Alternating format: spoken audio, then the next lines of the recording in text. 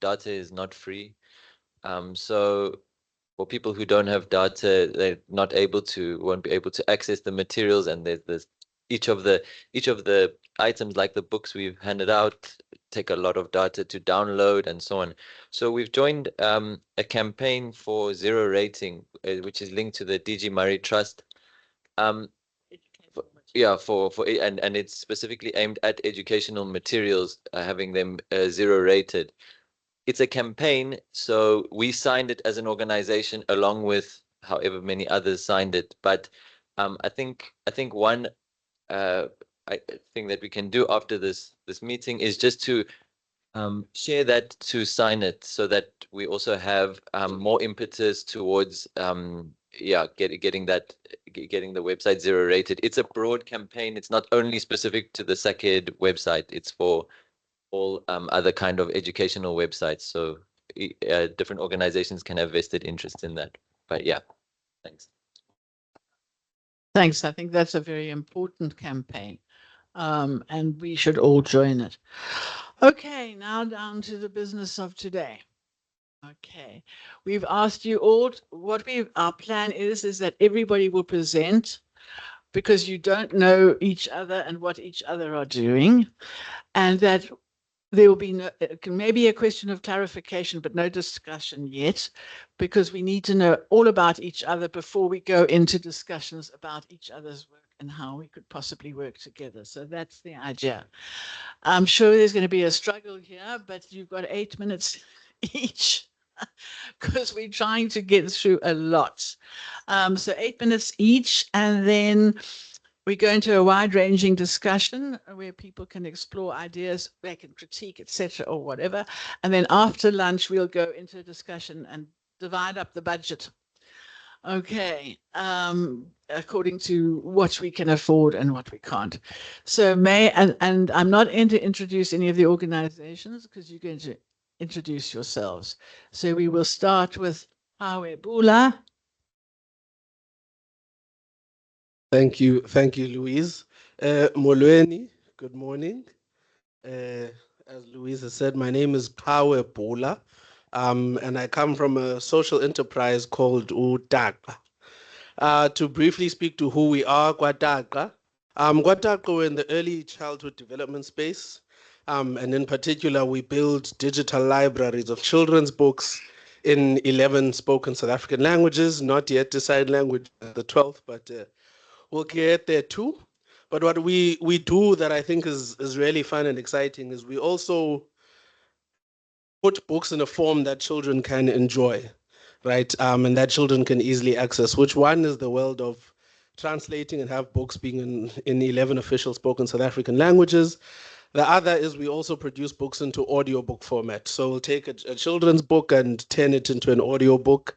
And then we'll take it a step further as well and put it into what we call a video book, where you can, it's not a cartoon, so it's still a still, but you can see the element of the story or the illustration, you can see the words, and there's a kind of narrated reading experience. And we do this really with two main missions. One, being to break barriers to access to literature using language and technology. Two, to create a greater representation of African languages and culture within mainstream storytelling. So sure, we then come to this particular archiving project. And I'd spoken to Louise about, many a possibility with a number of books. But let me start by saying it's a project that we are excited about as UDAG, and that we believe in, and that although we're now looking at, adult education and literature, not necessarily for children, we are dealing with similar barriers that bar access to be able to access the literature. In one, a linguistic barrier for many South Africans, and two, even when you understand the language, reading comprehension and sometimes even being differently abled means you can't read a book per se, and perhaps you might benefit from an audio component of the book. So we've looked at doing potentially 5 of the books, 3 of which are comics. So that's Umodi, Equino, and Down Second Avenue, and 2 of which are more academic books, if you will. So looking at the cell and looking at atoms matter. And what we propose as potential projects I think I should say here, we likely can't do all of this work because of the budget. So we'll pick and choose, what it is that we think might be most suitable for the task ahead. But for example, with Umudi, which is about 50 pages or so, we'd suggest one, of course, a translation. And there we can choose. We need not translate to all the 11, as that can be a fairly expensive task. One translation can be about 15,000. So maybe we do a translation to isiZulu or a translation to Sesotho, or any really language that we might choose. And then we would also suggest that we then take it through the journey of making an audiobook of one of these comics. And I think part of the benefits of a different format, as I spoke a little earlier, is yes, one, it means, it caters to people who might consume stories differently, but also the method of distribution for audio can be different. So we have some audiobooks that we distribute through podcast channels like on my SoundCloud, the Ayoba messaging app and that type of thing. And you can also distribute through radio. And so we would suggest that, we take on the work of translating into at least one of the languages and taking it to audiobook format. From there, we could potentially do video books as well, but then the budget gets gets super high because a video book on its own could be about 30,000. But yeah, we can discuss what that looks like. I think I won't go through breaking down each one, but essentially the work we want to do, Wataka, is, as I said, it's to break barriers to access to the literature by one, translation work, and two, changing the format, if you will, and archiving it as an audio book. In terms of pricing, as I spoke to, a translation is about 15,000 and the audio book is about 50. But I think depending on the budget, we can see how much we can compress that to potentially be able to translate and make an audio. Definitely, at least for the comics. Then for the academic books, we've suggested just translations. But we can look at that together when we come to the end. But yeah, I think let me calm down. Thank you for your ear. Thanks. Great, thank you very much. And I mean, I was saying I want Paddy because my husband comes up from the top part of South Africa, so let's go for Paddy. But we're going to have that argument, and of course, one of the most useful languages is Afrikaans. So we're going to have that argument in the discussion with Kawe. Okay, the next person is Gadra.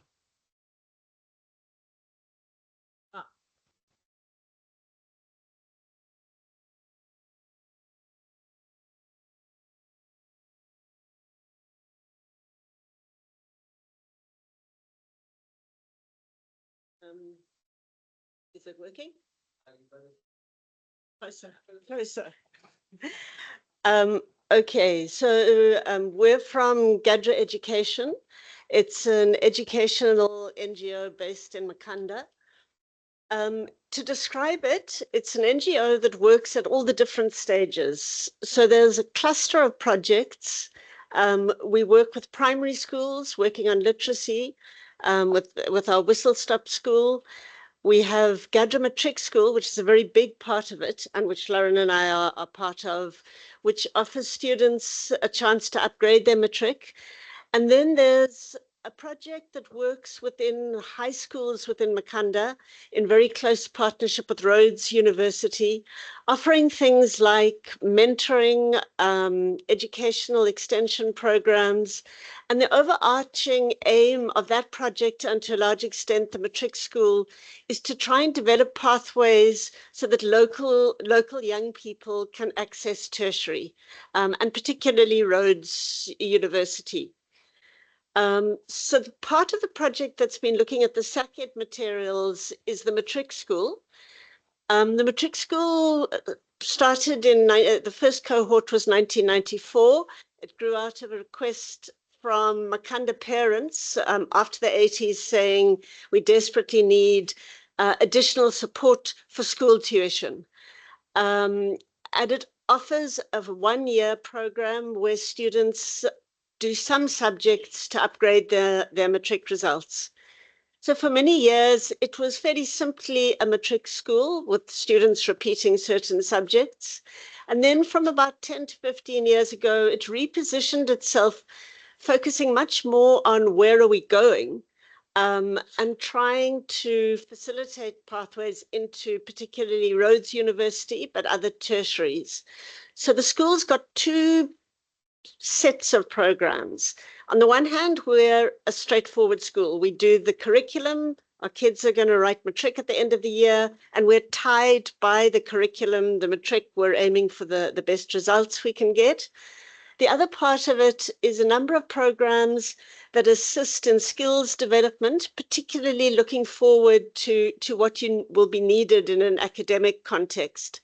So Lauren has developed and runs a writing skills course. Recently, she started a peer support network, which is to get university students, ex-graduate students, to support each other at university. So when we look at the materials, we've looked at it in two ways. GADRA produced basically school materials. So we've looked at the maths literacy material and the history, because those are what fit into subjects we offer. And those, I'm going to talk about the maths lit. What SACED developed was real conceptual materials that are easy to access, that young adults can work through by themselves. So our plan was to look at the materials. Some of it is now out of date in terms of the school curriculum, and to select what could work, what still is valuable within the curriculum. For MathsLit, we would look at two booklets, one section which selects from different parts of the materials and puts it into one pack on the topic of space and measurement, and then one more general booklet that just would work as a revision pack that kids writing matric could use to work on themselves. Then I'm going to pass to Lauren for the history and the writing skills. skills. Morning, everyone. So whereas MathsLit is offered to a large number of our students, there are about 100 students who will be rewriting maths literacy at the end of this year. The history cohort is a little bit smaller. We've got 60 students who are going to be upgrading their history. But history is, in our experience at the school, one of the most important subjects for preparing students for tertiary. So getting the history curriculum properly taught and helping students with those skills is essential. And looking through the integrated social science book, there is a lot of focus on how to address source-based content. The history syllabus is assessed as essays and source-based. And that integrated social science book offers a lot of very interesting ways in which students can grapple with the source-based content. So our history teachers are going to be using some of those ideas this term, the third term at the moment. They've already started generating new content with the current NSC curriculum in order to see how we can use the skills from the initial SACED books and then generate a new workbook that helps students with source-based. And we'll also generate a report that outlines how the sources were used and what kind of impact it had by comparing our June exam results, which we've just calculated, to how the students do during their trials exams, which will be coming up in a few weeks. As Tessa said, we also prepare students for tertiary through non-NSC based subjects, and that would be my writing skills course. I've been running it for about 13 years now. I generated it myself out of my own university experience and understanding the importance of knowing how to write an essay as a skill that also helps you to think critically, to structure your thoughts, to support your ideas. It's just an essential skill. And so working through both Read Well and Write Well, I felt that there is room to generate a third text that can help students to develop arguments, write essays, develop those kind of critical thinking skills that enable you to be successful as you move through tertiary and beyond. So the idea would be to create a workbook in terms of text that is similar to the Read Well and Write Well that helps to prepare students for tertiary writing and beyond. Yeah, thank you.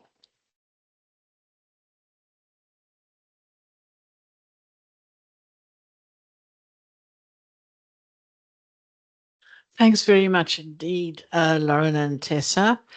All right, Ikamva Youth, Lerato and Unati. Just a second.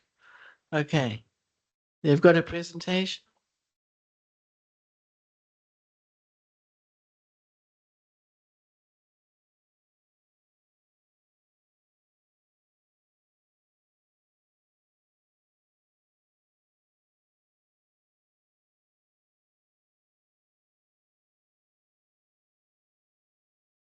Okay, are you ready? Okay, here we are. Just it's okay. I think we can go out presenting just not to take time. Give her the, she needs a mic.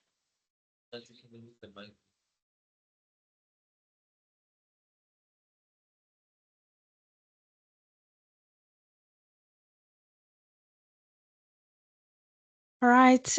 Good morning, everyone, and apologies for that delay. We thought we were going to share our presentation.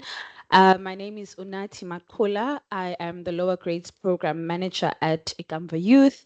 So just a bit of background. Ikamva Youth was founded in 2003 by Joy Olivia and Makosi Gogwana, two researchers at the Human Sciences Research Council from UCT, where they really saw the gap in our education system, where they realized that learners in the townships really struggle to get into university because of the poor education system. So they came together with their students to say, you know what, let's go start tutoring. And that's where we began. And 22 years later, we have branched out to 15 branches in about 5 provinces nationally. So our mission is to enable disadvantaged youth to pull themselves and each other out of poverty through education. And how we've done this, as I've just mentioned, we have provided tutoring to disadvantaged township students, where we really go there without any requirements. Any learner that is struggling from grade 8 to grade 12 can come to our branches to ask for assistance. And so where do we come in when it comes to the sacred, So we have been looking into material development, especially when we started adapting the grade 8s and grade 9s, because initially we started working with grade 10 into grade 12 just to bridge that matric gap. But over the years, we realized that the problem is deeper. We adapted grade 8s and grade 9s. And what we then found is that there is a huge struggle when it comes to reading and writing and when it comes to mathematics.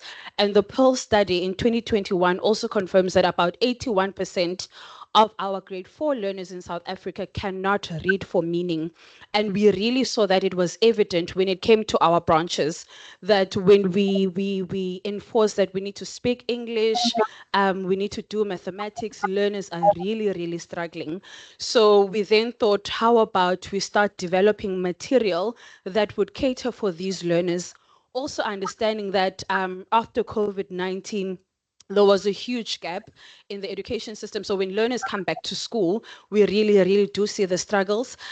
Schools are overcrowded, so teachers cannot really give specific attention to each learner, which really also then contributes to the gap that we are already facing. So yeah, without taking more time, Lerato will go deeper into the impact of how we are doing it. We also saw the struggle when it comes to mathematics.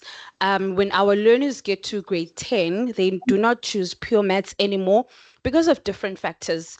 At home, you would see that there's brothers and sisters who have been through the education system, so they would tell you that no, it's difficult to do maths, don't do it. And so we get a lot of learners getting into the maths lit stream. By the time they need to choose real careers, they are not able to because they do not have a maths background. So it goes deeper and deeper when it comes to literacy and numeracy from the GET phase straight into matric. And that's also why we exist as Ikamva Youth. Thank you. Thank you, Nati. Good morning, everyone. I'm Lerato Mokopanela, and I look after the branch in Ivory Park. And this project came at a time where, as an organization, we're grappling with the idea that most of the learners who actually come from primary school, when they get to high school, they struggle with reading and writing, and that then taps on their confidence. By the time they get to grade 10, they're thinking of dropping out, they're thinking of taking subjects that are easy, and we know what the schools are doing now for pass rate. They push them towards history and other subjects so that the school can get a high pass rate. And we were thinking of how do we make it fun for learners to understand the power of reading, and the power of reading for understanding. And SACAD came at the time that this is very important, especially when you're looking at the magazine, the update, which was produced by Louise, which is a great one because what we love is a learner-centered approach where learners are part of the process. We don't go to them to spoon feed, but they feel part of the process that builds their confidence, that ultimately on their academics, and they're able to perform very well because one of our values is collaboration and peer support, because when learners feel involved, they become confident and they want to participate, then impacting on their peers. The peers start seeing change, so it's a ripple effect. So we were looking at the Write Well and Read Well and also the magazine. But the magazine also, because of budget constraint, I showed Luis the budget. It was like, no, this is too high. And we went back, we thought about it, that the newsletter brings another important element because we are mostly focusing on virtual, and printed magazines are going out of our system, and that loses touch. So we thought with this partnership, with the budget we have, would be able to produce maybe the first batch. Then what we then do, because we work in collaboration with a lot of companies to support our work, then they advertise on the magazines, we generate income, then we are able to distribute it to the schools we work with. For instance, in Ivory Park, we have 13 schools that we work with, and distributing it into those schools would really impact on the reading, the writing. So hence we excited about this project, because that material can also be used during our tutoring sessions, career guidance, because that's what we do. We also have a holiday program that runs for a week, during school holidays. So those are projects that we can look at, and we're very excited for this project. So thank you.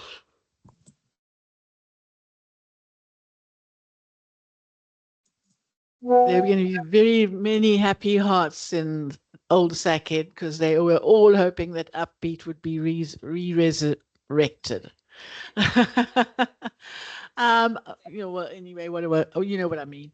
I didn't do Upbeat, okay? I did Upstart, which was us taking Upbeat and in Makanda and transforming it into a children's newspaper, which came out once a month. So that was one different way of working with Upbeat. And now you're taking it much further, and they're looking at doing very interesting things with Upbeat, and they're going to be very happy people out there. So thank you very much indeed.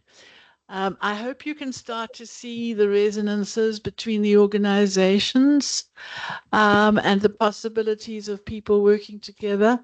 We felt it was very important that we have a face-to-face meeting rather than a virtual meeting so that everybody could actually start the collaboration process beyond just with SACED, but with each other, because you are, many of you, working in very similar areas.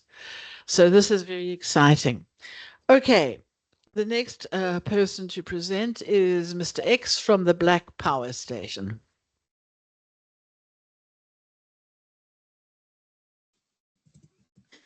Okay.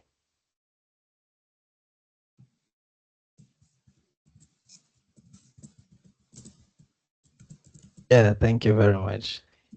Well, okay, let me do this.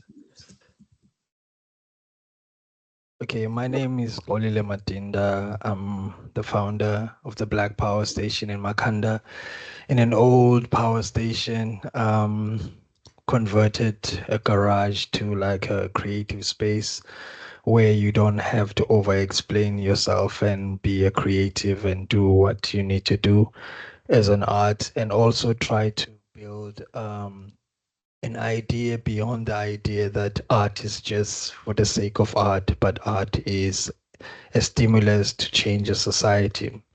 So we do many things, visual arts, performance. We are an art space, so we're not limited.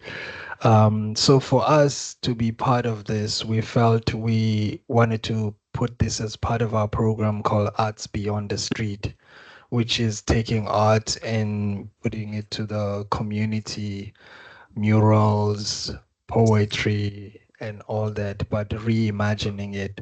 So we're gonna look at the history and try to adapt it to what we do every day, where we, as poets, as writers, hip hop artists, or musician, where we try to visualize the world we inherited after 94, which is a broken society, to visualize it artistically in a way.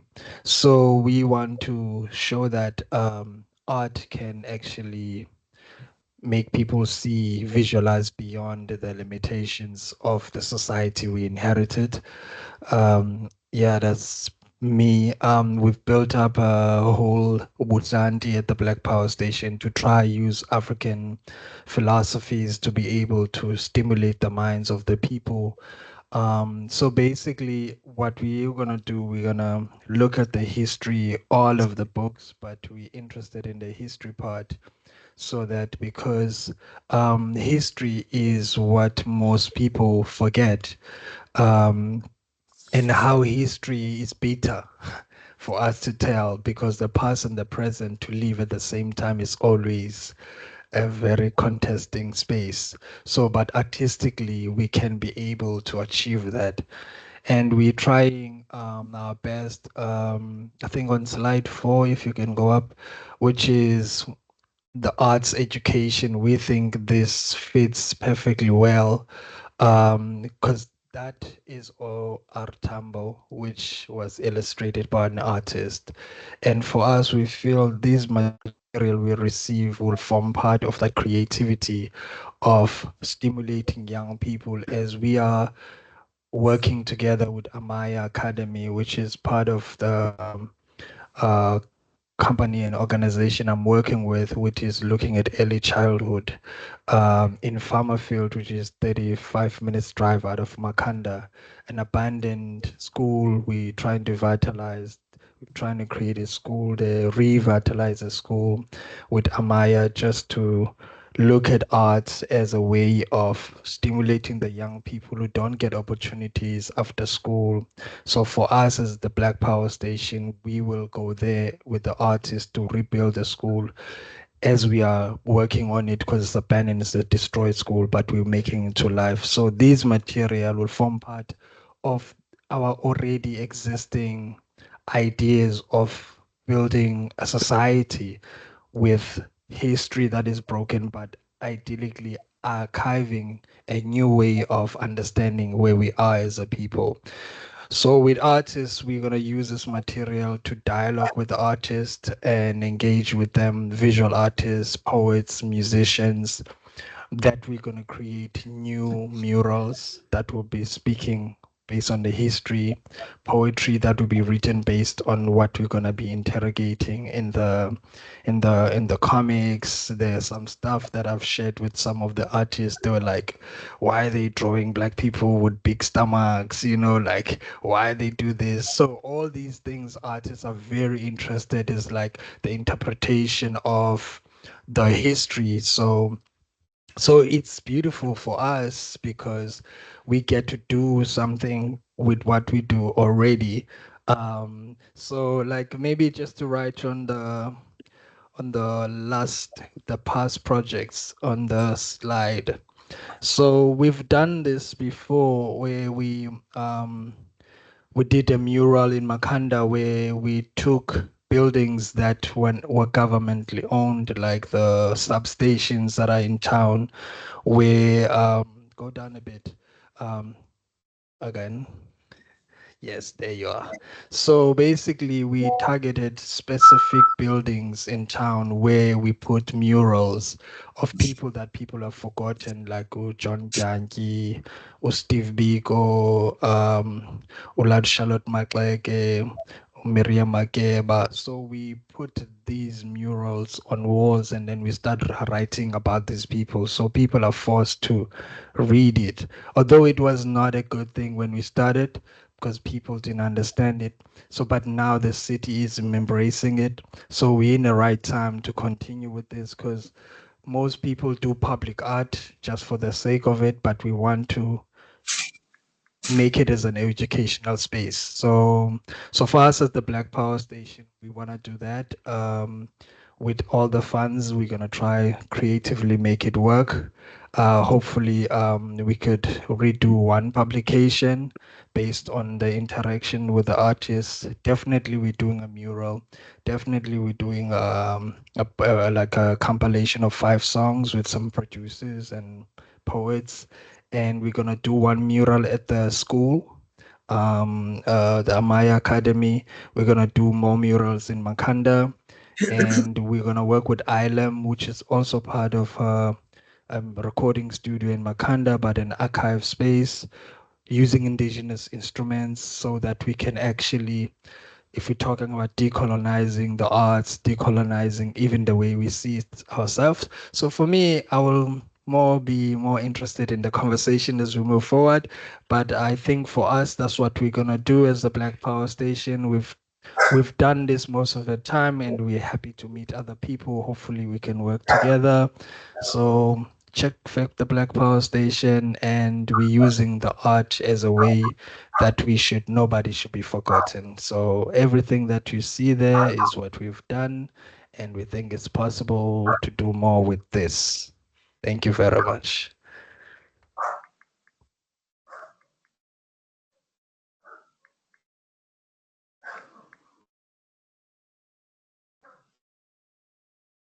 Thanks very much. That's very interesting. We're going to have to all go and help paint the murals in Makanda. It's now Chisimani's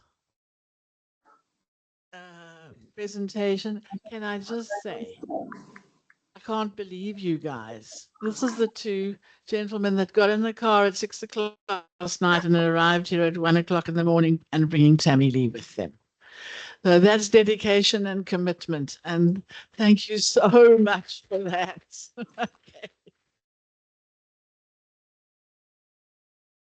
Comrades, hello, and and sorry that I'm late. Yeah, as the lady explained that we drove from Cape Town.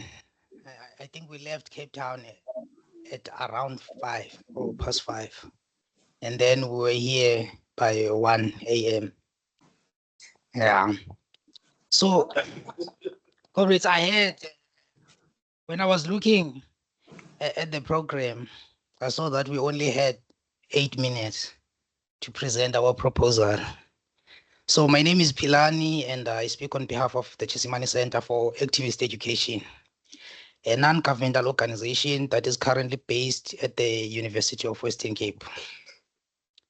Yeah, we are honored to present our proposal for the Circuit Archiving Project under the working title, the Sankofa Reading Series. And our subtitle is Reclaiming African History, Building Radical Futures. So, comrade, for the benefit of those who don't know us, Chisimani was founded in 2016 to support activists and social movements, especially working class youth and women, through rigorous, politically grounded education. Our work centers on confronting exploitation, racism, patriarchy, and other intersecting forms of oppression.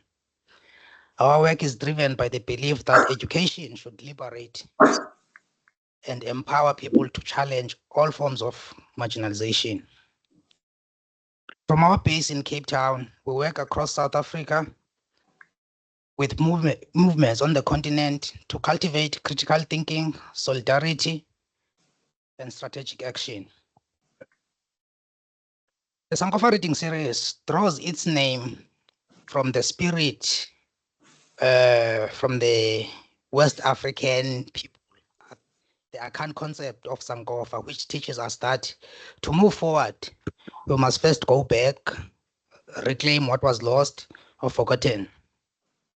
In this spirit, the series invite us to revisit the radical thought, the resistance literature, and community-based educational model advanced by SECET, a vital part of South Africa's intellectual and political history.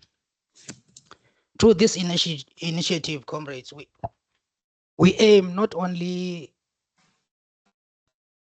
to preserve historical material, but to breathe life into them by curating readings, reflections, and dialogues that connect past struggles to present day organizing. The series will serve as a platform for education, remembrance, and mobilization, enabling new generations of activists to learn from those who came before them. Our objectives